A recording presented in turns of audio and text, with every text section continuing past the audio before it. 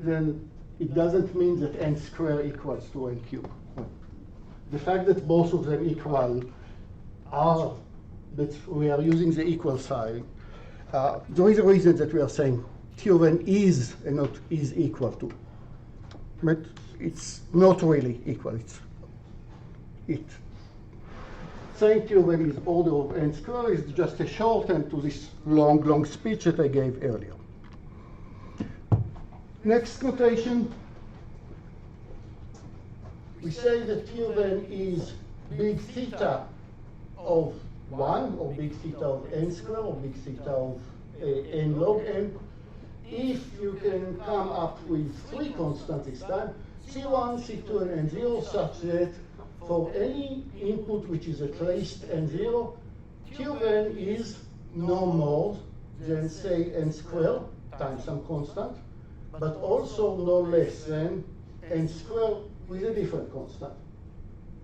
For example, merge sort, if I'm talking about merge sort about say, merge sort, then T of n for merge sort is at most a 5 n squared, and at the same time, no smaller, larger, no less than a third n squared, because it's still, sorry, talk about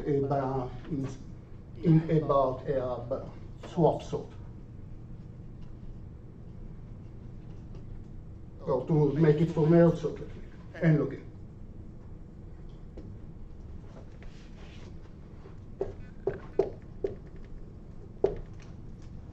It does, theta just means to say that T of n is theta of G of n, just means T of n is order of n squared, and also T of n is omega of n squared. It is n squared is the correct answer.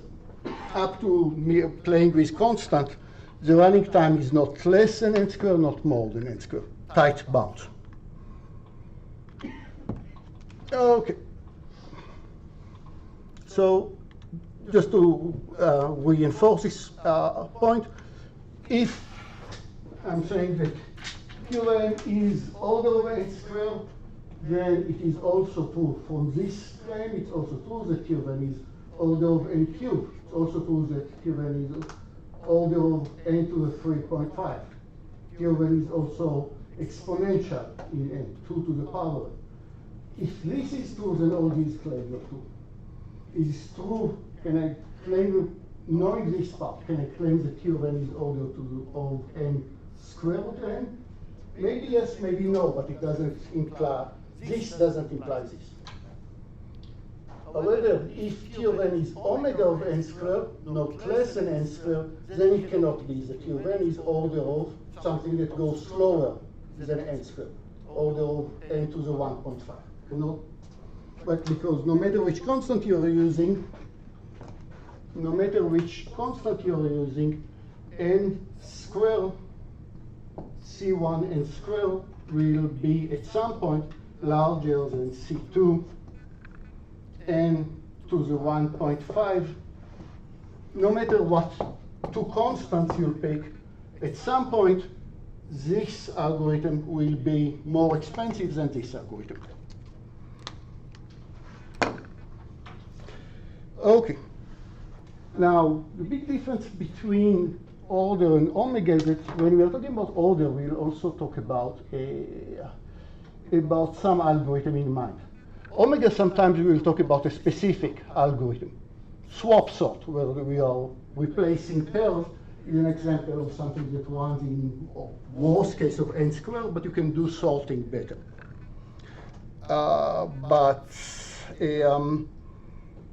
Sometimes the omega refers to a problem in general. But wait. You have n numbers, you want to sort them. What's the best algorithm if these are integers? This station? Quicksort. Quicksort? Don't know. It's a newer version of something like I mean, and you were right about Quicksort. Quicksort, I don't know. I'll check it later.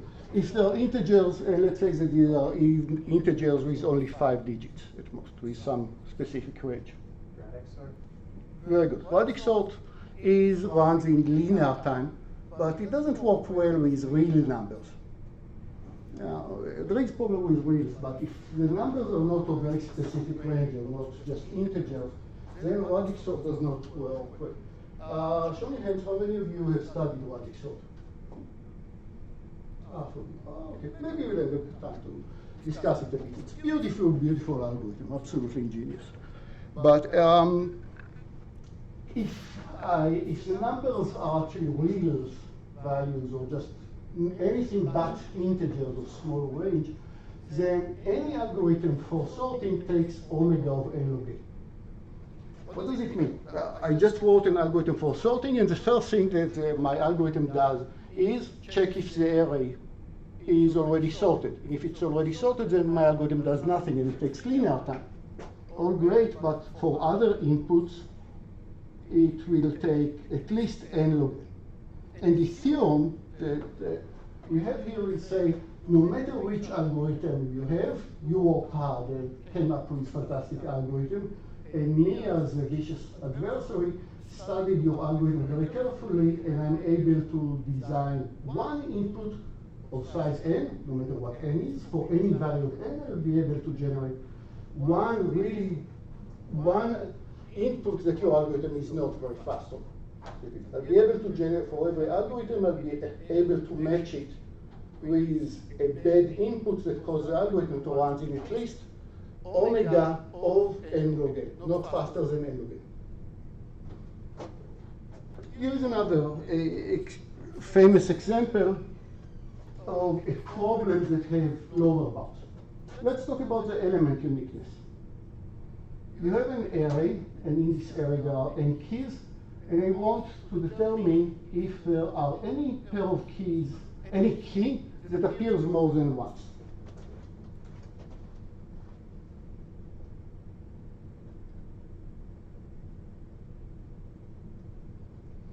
(17, 3, 9, 17). Hundreds, the algorithm should say yes because 17 appears twice.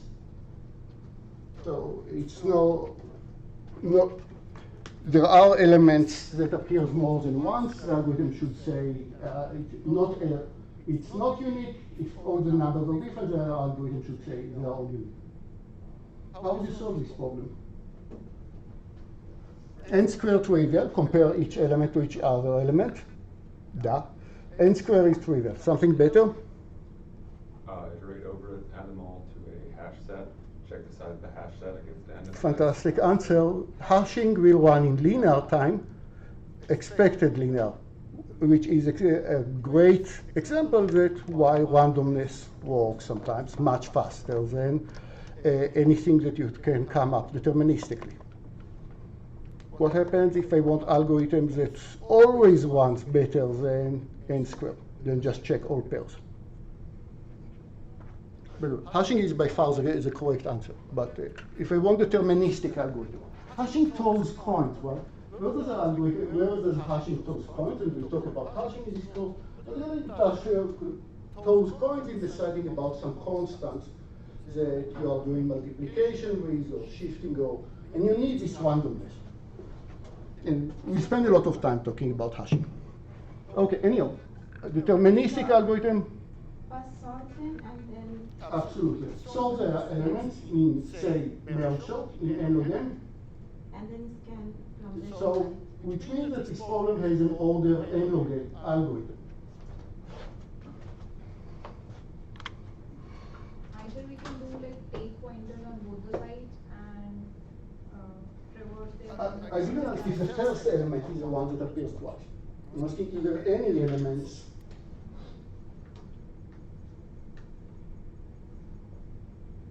Is there any elements that appear more than once? Okay, so it's not for one element, it's linear time, yeah. So, yeah.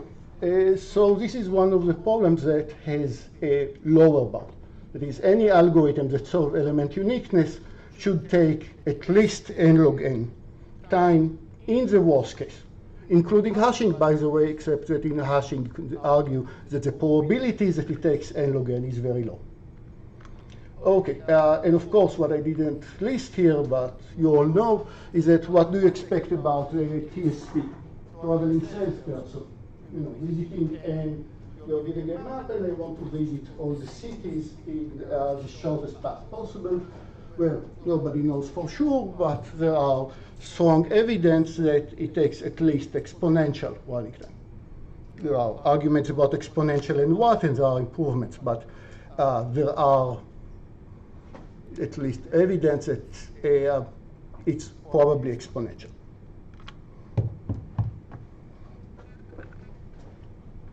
Okay. Here are a few examples that encapsulate most of the math.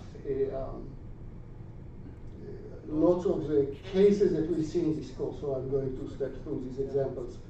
And so, by the way, it's not from the textbook. I don't know if they appear anywhere. I'm using these examples, I think. Since I was PA, which I was, I think, before most of you were born, and using the same examples. Okay. Here n is just a parameter. It's not really the input size. It's a recursion formula. And what does recursion formula? Recursion code, pseudocode does. If n is smaller than 1, do not anything. Otherwise, print 1 star. Probably you can do print 1 star in constant time, and call yourself recursively with the value of n minus 1. This gives us a rise of recursion formulas, which is what? T of n is constant plus T of n minus 1, or the value of n. Just an example of recursion formula, where if we get all the way for T of 1, it's a constant. Some people like recursion formula. I refer you to the master theorem.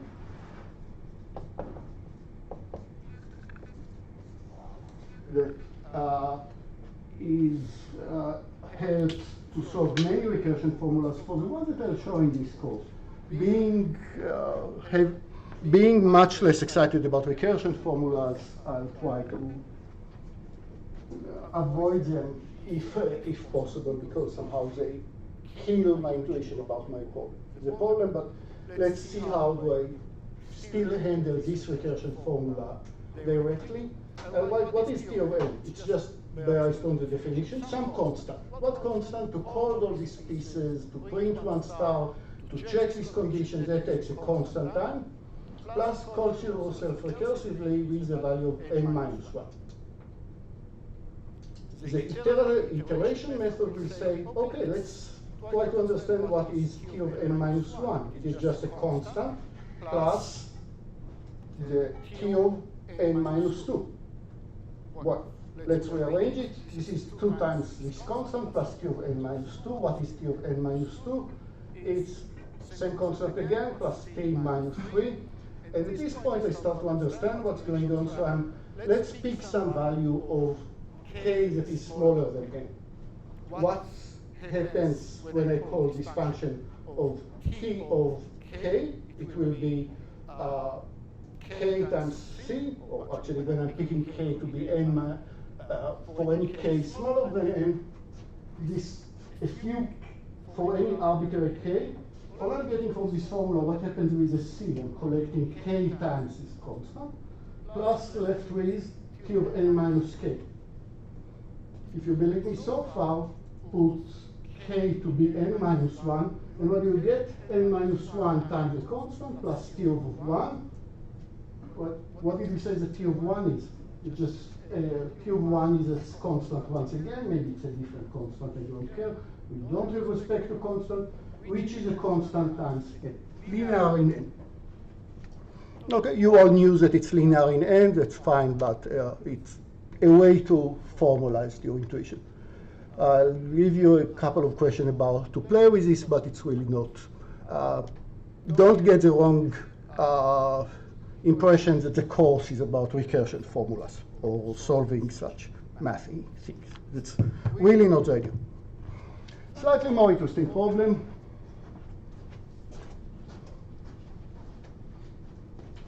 We only got n is the input size. Say if n is smaller than 1, then we can do absolutely nothing. Otherwise, print n stars.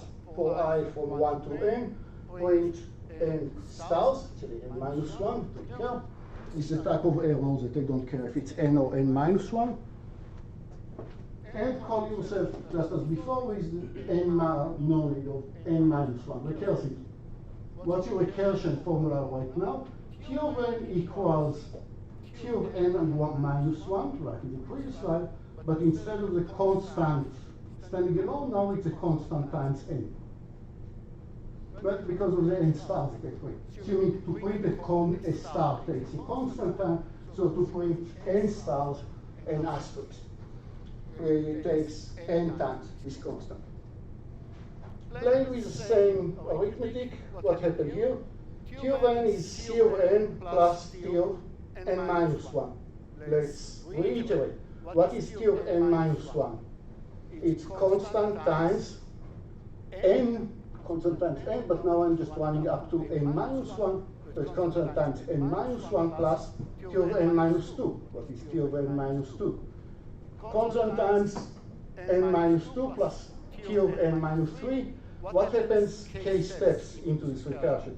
You're getting C times n plus n minus 1 plus n minus 2 plus n minus 3, dot, dot, dot, dot, dot, plus, if you're going all the way to n to k, all the way until C times n plus n minus 1, n minus 2, n minus 3, all times is constant, or the stars that you printed so far, plus you're calling yourself recursively with n minus k minus 1. And that will be true for any k that is smaller than n. So what happens when I get to the n? When k is n minus 1. What do I get here? It will be this constant times n plus n minus 1, n minus 2, n minus 3, and all the way up to 1, plus Q of 1, which is a constant.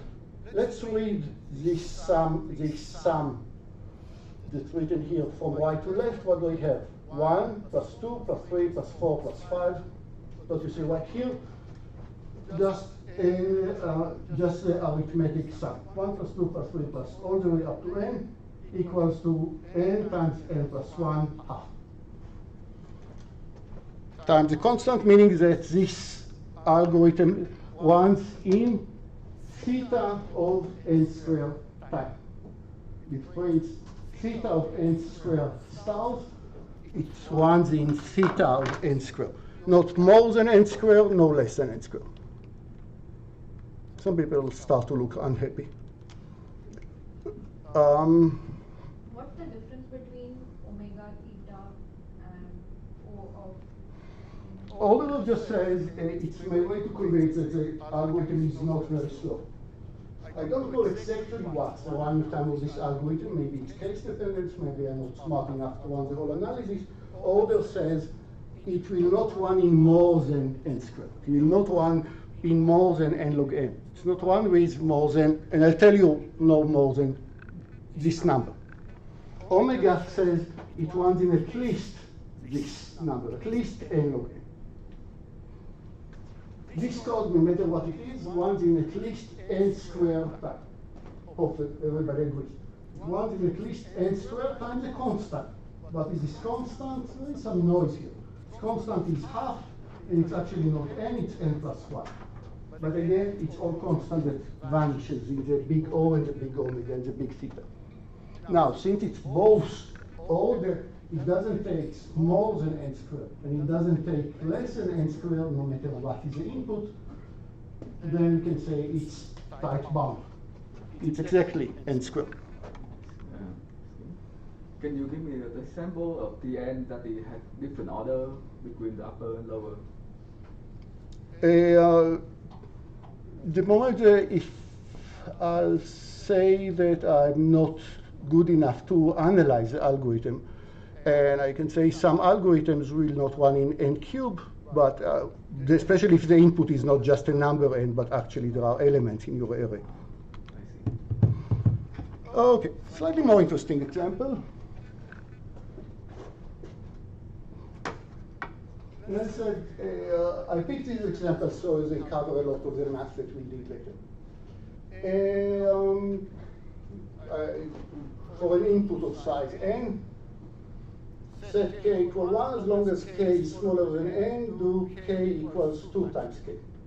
And I'm asking what's a one time. And to analyze the one time, look at the value of k. When I just start, k equals 1. What happened after executing this command the first time? K equals 2, which I'll write as 2 to the power 1. Another iteration, k equals 2 to the power 2, also known as 4. Another iteration, 2 times 4, making it 8. I'll write it as 2 to the 3. After ith iteration, what is the value of k? It's 2 to the I. How far can I get along with this process? I'm doing it only as long as k is smaller than n, which I'll let you go check at home, go in detail. But it's easy to show that the running time is order of log n. You cannot multiply 1 by 2, 4, 8, all the way up to reach n. How many times did you multiply this number by 2? At most log to the base 2 of n time. And by the way, when you check the log formula, if you remember, log of a times b is log of a plus log of b. Similarly, what happens when a to the power of b, b goes to the b before the log, and so on. So if I write that it's order of log 2 of n, then I can also write that it's order of log to the base 10 of n, just because changing from one base to another, log to the base a of x is log to the base b of x divided by a constant, and we don't care about constants. So when I write that it's log to the base 2 of n, I can write it's log to the base of whatever you want n, or just don't write the base at all, just log n. Questions about it? Is it the natural log or the log base 10? I don't care. Here, in the analysis, I showed that actually the number of iteration is how many times can you keep on multiplying k? What will be the value of k? Well, k is smaller than k is equal to 2 to the I, which is smaller than n. Take log to the base 2 from both sides. Here we have 2 to the I. Here you have log of n. Take the I to be before it, and you got a number of iteration j. It's j here, sorry. After j iteration, it's 2 to the j. So j is order log to the base is not more than log to the base 2 of n. And because we don't like such long sentences, we just say it's order of log n. So in some examples, you are taking out O of n complexity, and in some examples, you are taking out theta of how you are deciding in this we are gonna count or calculate theta notation complexity. Is it? So here's the order and the omega, because n was so boring. It's just a number here. The order and the omega are both the same. So it's theta of log n, actually. The previous code was theta of log n. Okay, I need help with this code. I think that it's a pretty cool example.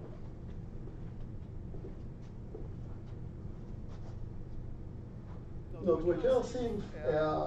I have an outer loop that goes from I in 1 to n. I have an inner loop that goes from j start at I, j smaller than n. But notice notice what happens to j. Let me write this other code for a moment.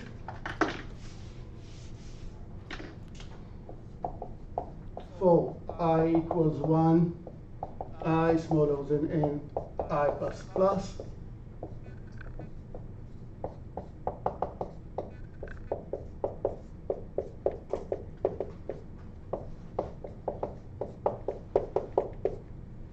for I goes from 1 to n, for j goes from 1 to n, print star. There is no doubt that here it runs in theta of n squared time. Right. I think that you all agree. But the difference here is that here I'm changing j at each iteration by adding 1 to it. In this example, I'm adding to j I at each iteration. So, does anybody know what's running time?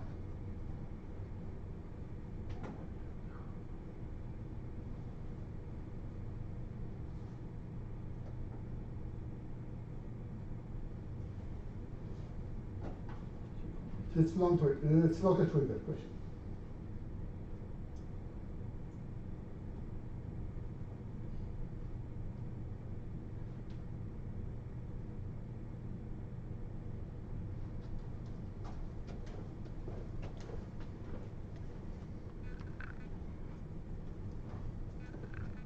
So it is definitely true that it's order of n squared, right? Because whatever happens, if I add to j 1 at each iteration, then it's order of n squared, so it just means something maybe happens earlier, but order of n squared is an upper bound.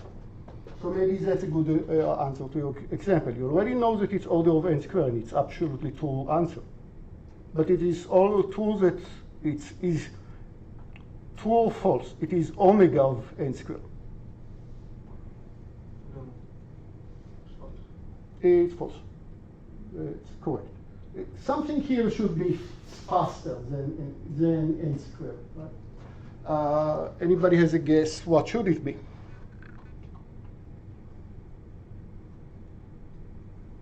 Big theta of n. That's a bit too optimistic, because it will be more than n, because the first iteration, when I equals 1, the first iteration takes linear time. But then what happened to the other iterations? They just take constant time. It will take at least n time. I'm absolutely sure that it's at least omega of n time. Omega of n, because just look at this inner loop that happens when I equals 1. Inner loop when I equals 1. I'm running over j equals 1 to 3 all the way up to n. So it takes at least n time. As far as we know, it takes no more than n squared time, but it's somewhere in between.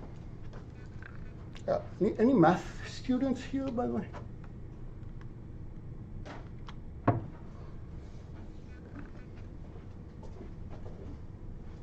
When I equal 1, what I get to the value of j? It starts with 1, then 2, 3, 4, all the way up to n. So I printed n auspices. I spent n time. Let's think about the case I equal 2.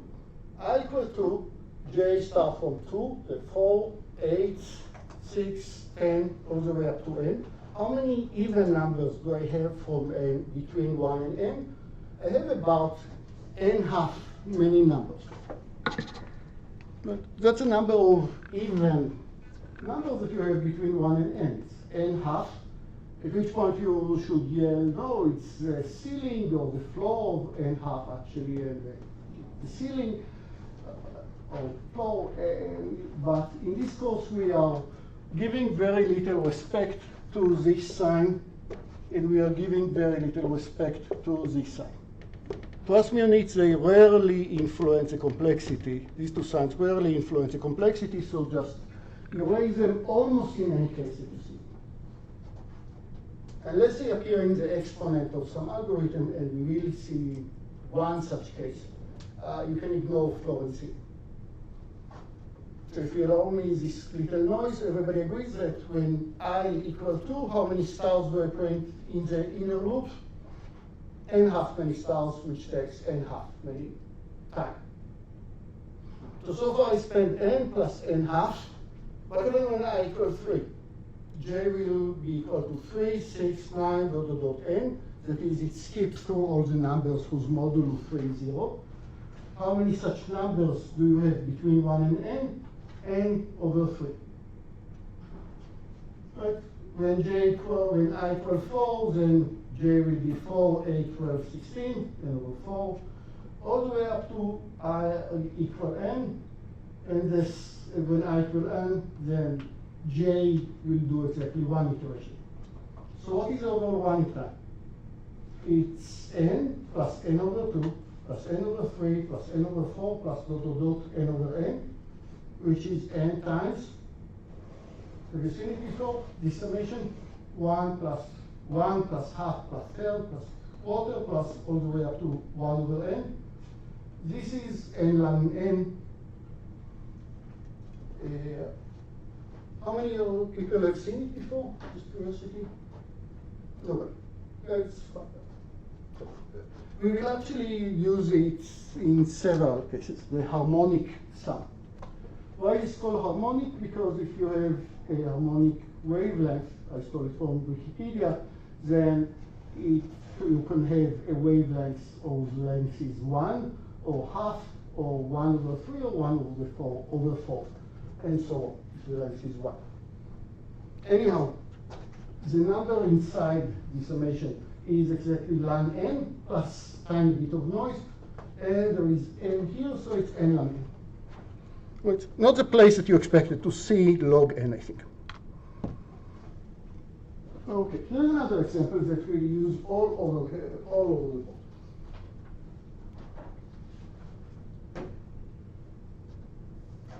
I'll pick some constant a.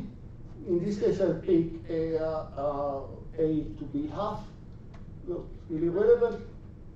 For j equal 1 all the way to n, I point n stars. And now I'm doing n equals a times n. Well, think about it. Let's say that my house loses 10% each year.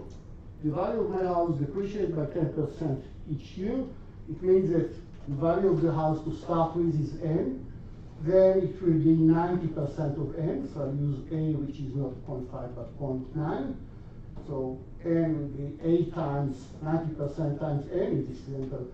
And if n was 10, then after this iteration, n would be 5, then it would be 2.5, whatever it is when it's integer, and so on. Okay, and I do this iteration again. And I do this iteration again as long as n is larger than 1. And I'm asking again, what's a one-week time? And again, this is an example that appeared many times in this course. Before I changed n, when I just read n, but before I got to this command, how many stars did I print in this command? Exactly n. Then I'm doing n equals a times n. So how many stars did I print? A times n. Again, ignoring Florence Hill. And then I'm doing n equals a times n again. So in the next iteration, the third iteration, how many stars? It's a times the old values of a times the older values of a, which is a n. So it's a times n, a squared n. After kth iteration, you're printing a times k n. Right? It's if n equal half, then you start with n, then n half, n quarter, n over 8, n over 16, and so on.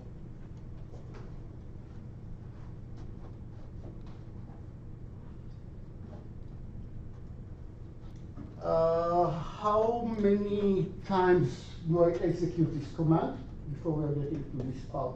How many times do I execute this command? How many times do I execute this command? N number of times. Sorry? N minus 1. I start when n equals 10, 24, then a is 0.5. Then what is the next times that I execute n equals a times n, it will be 512, which is half of it. Then it will be 256, but and so on. Later it will be 16, 8, 4, 2, 1. So how many times this command is executed? It's not n. Log n. This command is executed log n time. If a is not half but different value, as long as it's smaller than n, then it's still log n time, order of log n time, just different base. Now let's see how many stars do I print. By the way, what happened to this code if a is larger than n? Just to see that you are alive. If a is larger than n, what's the running time? Infinite, of course.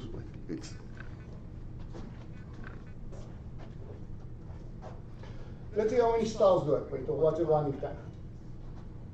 What is n plus a times n plus a squared times n plus dot dot dot a to the k times n? It will stop at some point. N plus a times n, a squared n, all the way up to a to the, let's say the last iteration, a to the k times n, which is just n times 1 plus, if a is half, then it's the summations that you are getting there inside will be 1 plus half plus 1 over 4 plus 1 over 8 plus dot dot dot. That if a equals half. For arbitrary value of a, you're getting this summation. And here is an important trick. This loop does stop after log n time.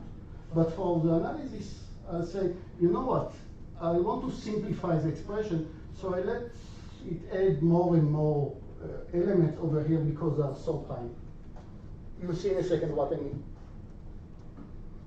So what is the overall running time? What does this sum equals to? That's geometric sum. Geometric sum for every a.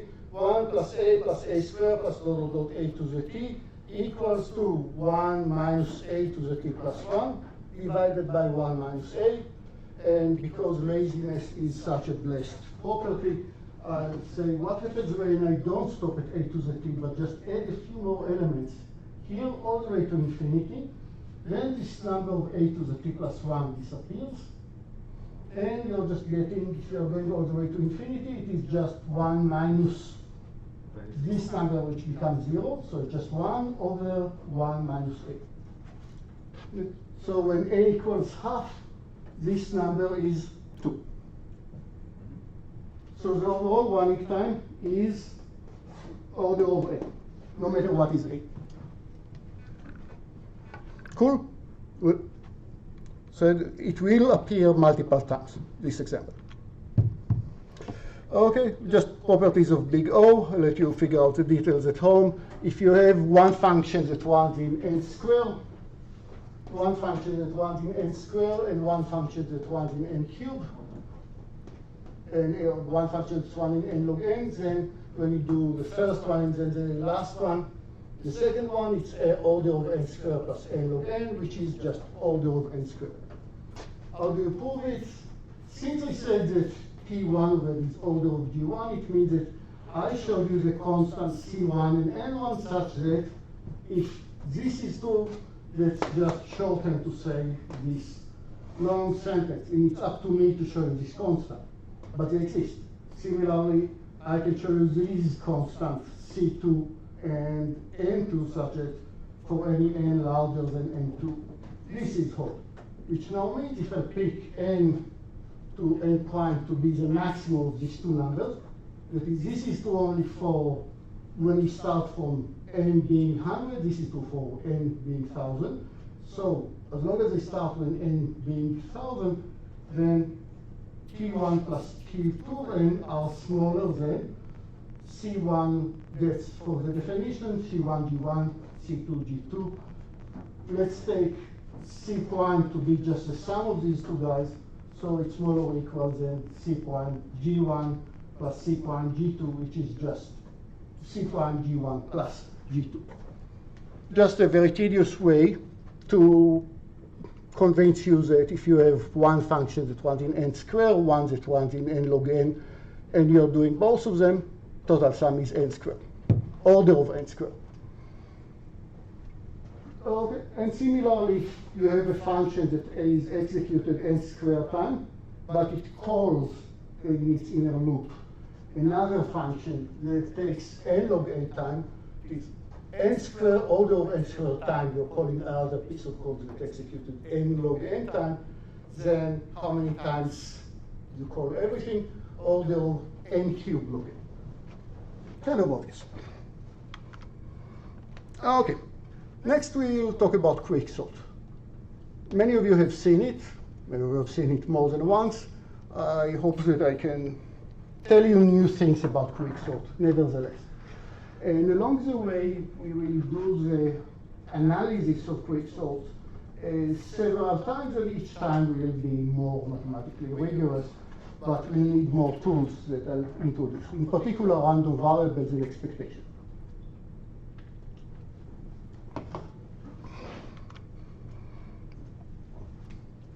Quicksort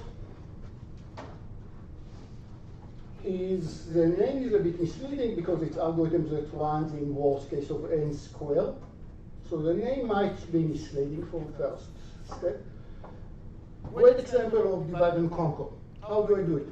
I pick a pivot x, I pick some pivot x, and now I partition the array into all the elements that are smaller or equal than x. Then will be x itself. If x is a member, it doesn't have to be.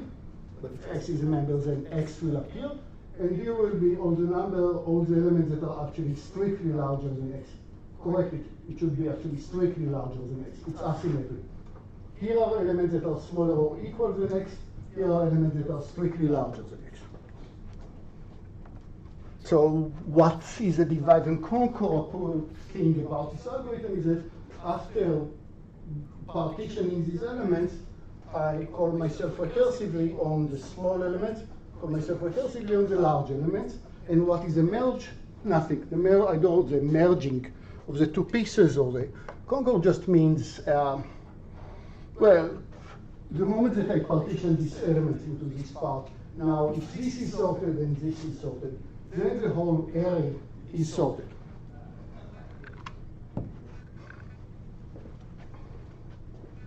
Okay, I'm here using the version that CLRS, the textbook, is using. It's a bit overly smart and less intuitive, but compared to different versions of partition. But let's talk about the partition algorithm. It takes the array A, and in the array A, I'm only caring about the part of the array that starts at index P and ends at index Q.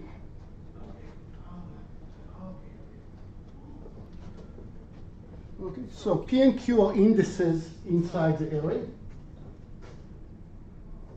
I'll pick the pivot as A to the P. I'll pick the pivot right now as the first element. And now what do I do?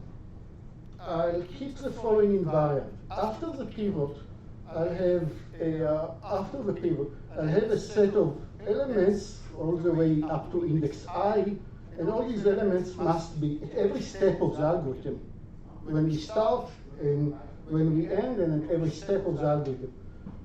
At this part up to index I, I'll have elements that are smaller or equal than x. Then I'll have a set of elements that are larger than x. And then I'll have elements that might be smaller or larger, I don't know.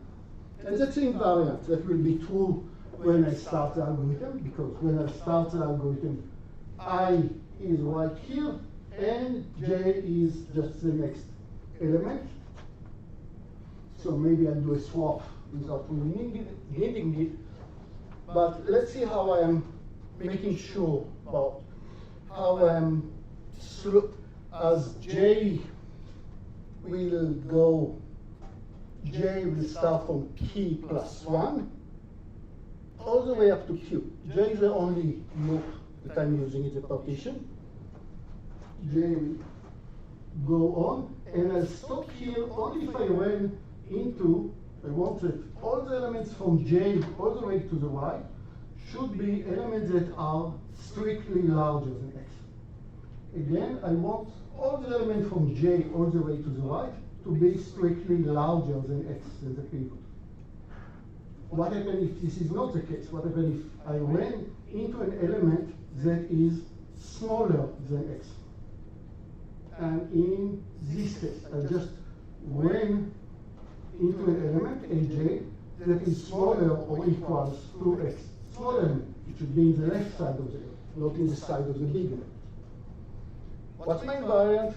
Starting from element I, everybody that comes next must be smaller, must be strictly larger than X.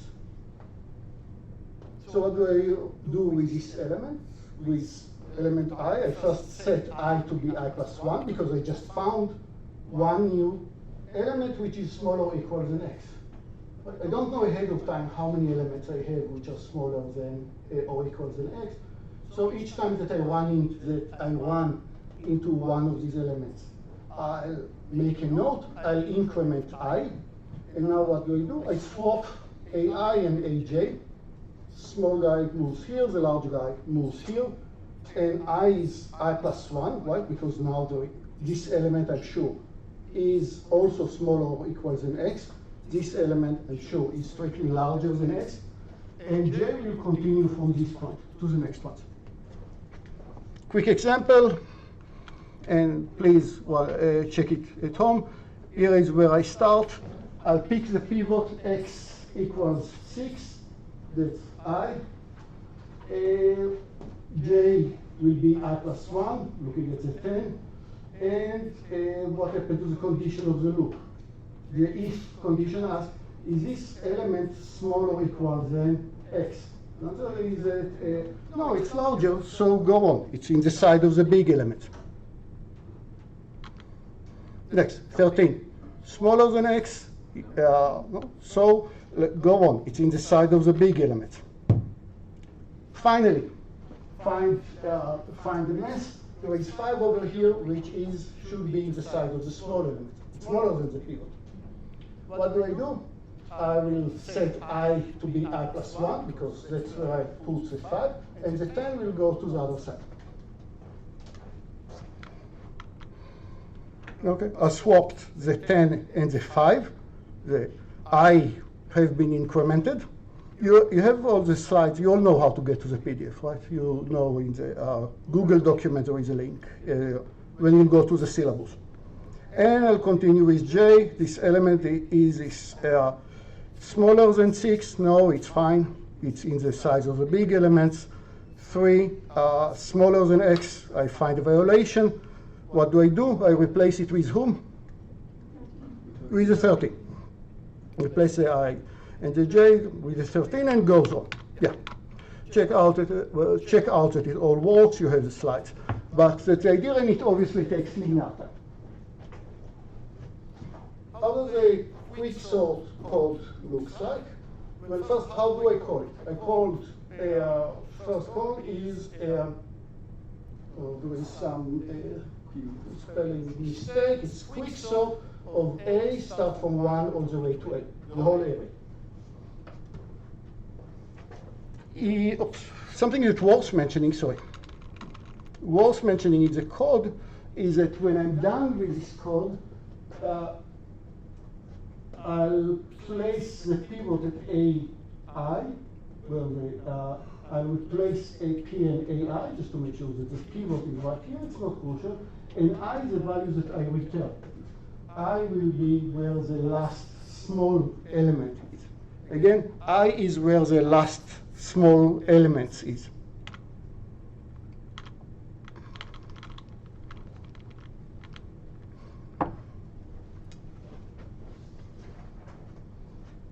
Okay. If the array is of size 1 or 0, they do absolutely nothing. To do is only to kill. If do something only if there are at least 2 elements in your array, And then what you do, you're performing the partition, and the partition doesn't, it's nice if it breaks it into two equal size parts, usually it will not. There are more smaller elements or more larger elements. So you're taking Q to be what the partition gave you, using the pivot as a first element. And now we're doing recursively quicksort over everything on the left side. Start from P, what was P, to start with P was 1. Start from 1 all the way to where the old pivot is, Q minus 1. You don't bug the pivot. And do a quicksort starting from the pivot plus 1 all the way to the R, which was when we start M. It's a. Everybody understand how it works? Any doubt about the correctness?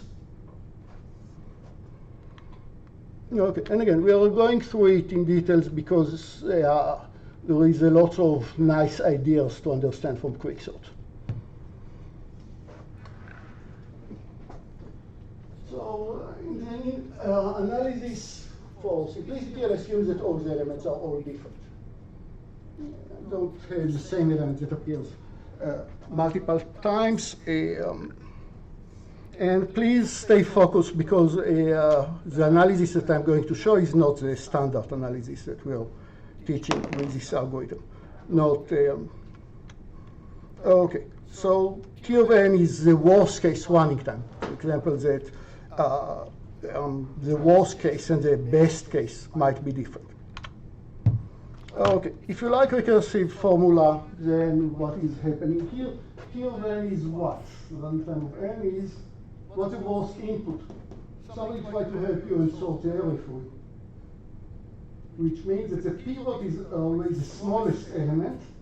So the running time will be what I'm doing with, let's say, the left side, plus what I'm doing on the right side. But since the pivot was the smallest element, then in the right side,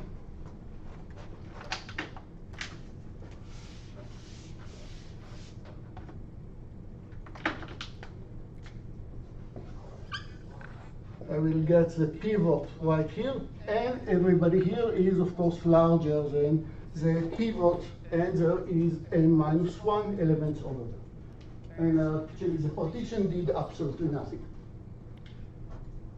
What will be the overall running time? I think that I have a slide. This is via recursive formula, recursion formula if you like it. If you don't like the recursion formula, then here is a straight explanation. Why does it run in n squared time? Because you did the partition once, and then you do the partition on the right side, which takes n minus 1 times the constant, of course.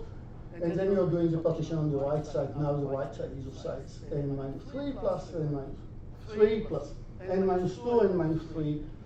But next time it will be n minus 2, etc. And it's the same arithmetic sum that we have seen before. With n plus n minus 1 plus n minus 2 all the way up to 1. Read this sum from right to left. 1 plus 2 plus 3 plus all the way to n. We had it once today. It's theta of n squared. It's exactly no less than n squared, no more than n squared. So that's the worst case. That's if the input is sorted. Agrees? Everybody see where the n squared came from? And again, it's actually n squared over half, but half is a constant. We don't respect constant.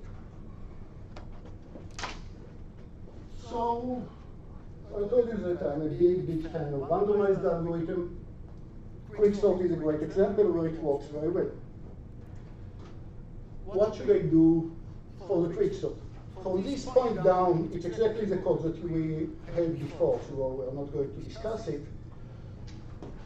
The only part here is that I'm trying to protect myself, partially protect myself against this case of input that is sorted, or pivot that is just the minimum.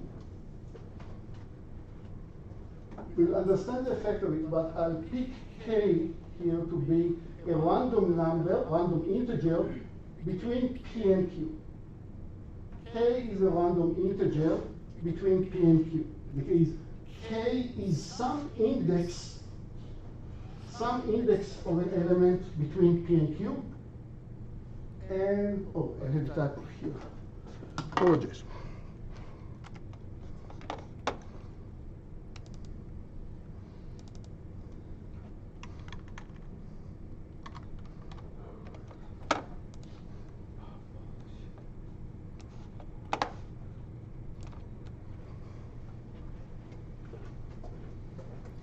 So I picked a random index between P and Q, and I'm going to pick the element at this index, A of K, and put it at the beginning.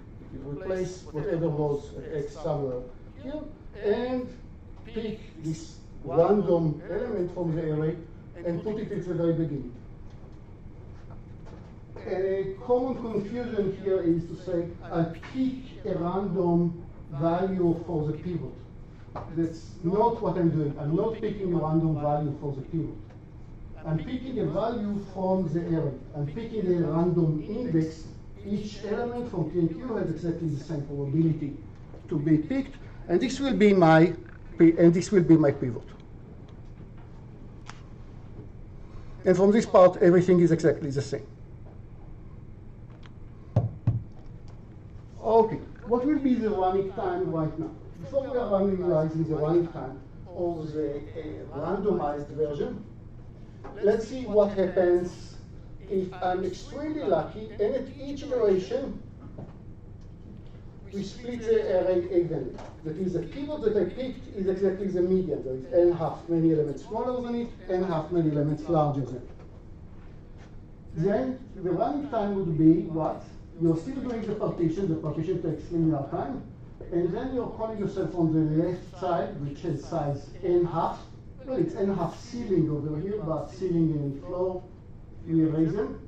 N half on the left side, n half on the right side. The solution to this recursion formula is that this running time is n log n. I already told you that I'm not a fan of recursive formula, so let's try to understand why the running time. In this very unlikely case that we are always picking the median, why this running time is n log n.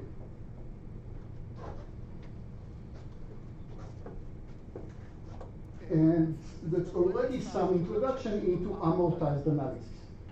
Think about one of the keys of the array. And at some point the algorithm looks at me, and well, the algorithm looks at me, compares me to the pivot, and maybe move me to a different place. The algorithm spends a constant time for me to check and maybe move me to another place. And later on, the algorithm will compare me to another element, move me maybe to another place, and so on. But before I start the algorithm, I was part of an array, the partitioning. It was the very first partition that the algorithm looked at me, and then I was inside a big array of size n. So I was checked and maybe moved when I was inside an array of size n. Now we said that we are in this perfect position that the pivot is the median. So the next time that the algorithm looks at me, I'm inside a smaller array, right? Because the partition happens already. Now I'm inside an array of size n half. Next time I'm inside an array of size n over 4. Next time I'm inside an array of after k. If the algorithm looked at me k times, it means that I ended in an array of size of n over n, and half, n over 4, dot, dot, dot. If it did k times, then I'm in an array of size n divided by 2 to the k. The size of my array decreases exponentially. In the worst case, the size of my array decreased very slow. It was n minus 1 and minus 2 took forever. Now the size of my array decreases exponentially, so the number of times that the algorithm will move me from place to place is only log n. Now that was only for me, and I was one of n keys. So let's sum up the overall time for all the keys that all the algorithm is doing. So it's n times log n. Voila, that's great. Right? So I pay for every time that the algorithm checks me and maybe moved me, and I only needed log n dollars. That's the accounting method of the amortized analysis. And if every key has this part, then it's all good. But that was very unrealistic that I picked the median. But let's think about a bit more realistic question. Look at the array, and inside the array, I just put in colors. Here's the 10% of the really smaller, of the smallest element in the whole array. They don't necessarily appear in the beginning. The array doesn't have to be sorted if you really mix. But concentrate for a moment about the 10% of the smallest element, concentrate on the 10 percentile, the largest 10 percentile, and think about the median 80%. Not the very small, not the very large. I pick the pivot at random, one of the elements. What's the probability that I pick, no matter if the array is sorted or not, no matter how these colors are distributed, what's the probability that I pick a pivot that is in the smallest 10%? What's the probability that I pick a pivot, no matter how the array is sorted? Each element has the same chance to be picked. What's the chance that I pick a pivot in the smallest 10%? 10%. The probability that I pick a pivot that is larger than 90%, in the largest 10%, 10%. What's the probability that I pick what we'll call a good pivot? Good enough pivot will mean 80%, there is at least 10% smaller than the pivot, at least 10% larger than the pivot. What's the chance that I pick such a pivot? 80%. So 80% of the time I'll pick a good enough pivot, and bear with me 30 more seconds. What will be the overall running time in this case? If all the pivots that I picked are all good pivots, let's do the same type of exercise. The first time that the algorithm looked at me, I'm one of the kids, the first time that the algorithm looked at me, I was in an area of size n. Look at the first part, at the next step. The algorithm moved me into an array. If it's a very tiny array, then I'm happy. What is the largest array that the algorithm put me in? Given that I break the array in at least one, the smaller part will be at least 10% of the elements. The largest arrays that can be in the next part will be 90% of it. But maybe I'm in a smaller part, even better for me. I'll have to pay less. But the larger that I'll be in an area of size 90% of it. Next time that I'm moving, because I got good partition, it will be 90% of 90% of it. 90% of 90% of 90% of the way. How many times will I be transferred, even in the worst case? After 0.9 times n, my array becomes constant size. So I will be shifted from place to place, log to the base. Now it's not log to the base 2, it's log to the base of 10 over 9. 10 over 9 is 1.111111111. And log to the base 11 of n is just log to the base 2 divided by constant, log to the base 2 of 11, all smaller than a times log a. So the algorithm still, if I only use good partitions, the algorithm will still be n log n, which explains the quicksort, if you are picking the pivot at random. So it's n log n. But now what happens otherwise? Otherwise, even if I don't pick the pivots only as a good pivot, it means 80% of the time I pick good pivots, and the remaining 20% of the time I don't spend infinitely large amount of time. I'm still doing a partition, it just didn't change much. So sure, there is an overhead of not very efficient, not very impactful partitions that I'm doing, but they happen only 20% of the time. And 80% of the time, it's good partitioning, and so if I just charge all the effort to the good partitions, it will be n log n. And it starts to be cool. Okay?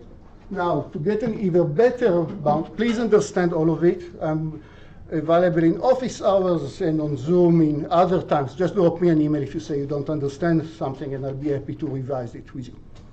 Okay, so go over it, and for the next part, if you have other sources, remind yourself, if you've seen before, what are random variables and what is a term of expectation. I'll describe it in the beginning of the class, but if you'll get ready for it, even better. Thanks, everybody.